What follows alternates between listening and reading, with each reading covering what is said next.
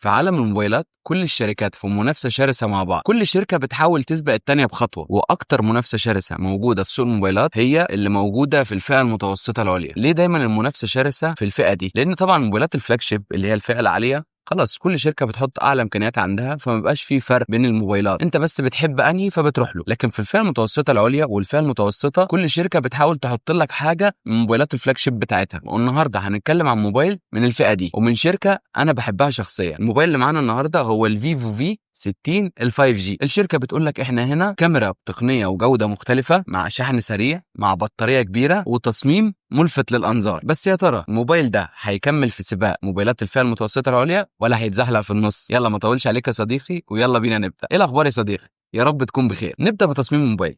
تصميم شيك ونحيف جدا، ظهر من الازاز مع فريم من البلاستيك، بس الازاز كده غريب تحسه مطفي وبرضه تحسه لامع. الوزن بتاعه في حدود ال 195 جرام وبيجي بمعيار مقاومه ميه وغبار اي بي 68 واي بي 69، وبيقولوا ان الموبايل يقدر ينزل لعمق متر ونص لحد 120 دقيقه. بس طبعا يا صديقي وزي كل مره بحذرك بلاش تحط الموبايل بايدك في الميه لان هو مقاوم مش ضد الميه. نبتدي بالتحفه اللي موجوده في الموبايل ده وهي الشاشه. شاشه اموليد بتدعم مليار لون 120 هرتز، بتدعم الاتش دي ار 10 بلس، وبتوصل لسطوع 5000 نتس، بس ده تحت اشعه الشمس، لكن السطوع العادي الطبيعي اخره 1500 نتس بس. الشاشه بتيجي بحجم 6.7 انش بريزوليوشن 1080 في 2392 بكسل، يعني كثافه بكسلات في حدود 388 بكسل لكل انش. الشاشه محميه بطبقه كده غريبه اسمها سكوت كور. ندخل على اداء الموبايل.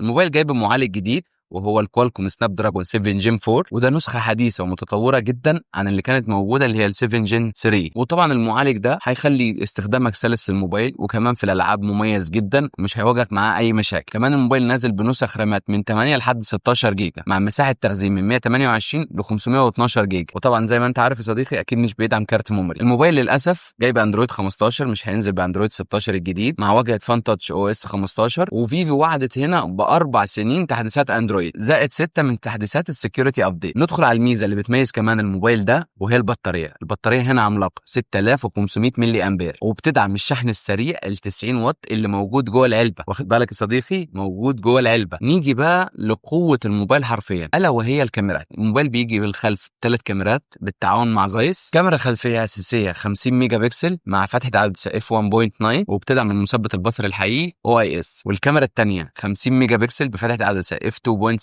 ودي للتصوير التليفوتو مع كاميرا الترا وايد 8 ميجا بكسل بفتحه عدسه اف 2.0، وبيدعم التصوير الموبايل لحد 4K 30 فريم. طبعا زي ما احنا عارفين جوده الكاميرات بتاعت فيفو في الفتره الاخيره، كمان خاصه الشراكه اللي عملتها مع زايس ودت الكاميرات في حته ثانيه. السيلفي 50 ميجا بكسل برضو وفتحه عدسه اف 2.2 وبتصور برضو 4K لحد 30 فريم. طبعا الفتره الاخيره ما حدش يقدر يتكلم على جوده كاميرات فيفو، والموبايل ده هيقدم لك جوده كاميرات ممكن مش موجوده في الفئه السعريه دي، ممكن تبقى موجوده في موبايل كمان او موبايلين بالكتير. بس طبعا زي ما احنا عارفين اوضاع التصوير اللي مقدموها زايس في كل موبايلات فيفو زي مثلا الويدنج فيلوج اللي هو بيخليك تعمل فيديوهات وستوريهات جاهزه تنزلها على طول. فانا اقدر اقول لك انه لو انت عايز تصوير الموبايل ده تقدر تعتمد عليه. طبعا الموبايل مدعوم بكل الذكاء الاصطناعي اللي موجود في واجهه الفان تاتش او اس، الاي اي فوتوغرافر سويت والاي اي اريزر والاي اي اكسباند، كل الحاجات دي موجوده. وطبعا زي ما احنا حكينا كتير في فيديوهات قبل كده خلاص الاي اي بقى موجود في كل موبايلات الميد رينج لحد الفلاج شيب. الموبايل بيدعم الاستيريو سبيكر وجوده الصوت هنا حلوه جدا، ما فيهوش منفذ 3.5 مللي. طبعا في ان اف سي وكمان في الاي ار بلاستر اللي بيخليك تقدر تستخدم الموبايل كريموت كنترول للاجهزه الموجوده في البيت. وفي النهايه يا صديقي كل اللي اقدر اقوله لك الموبايل ده هينزل في مصر قريب جدا. اهم حاجه التسعير بتاع الموبايل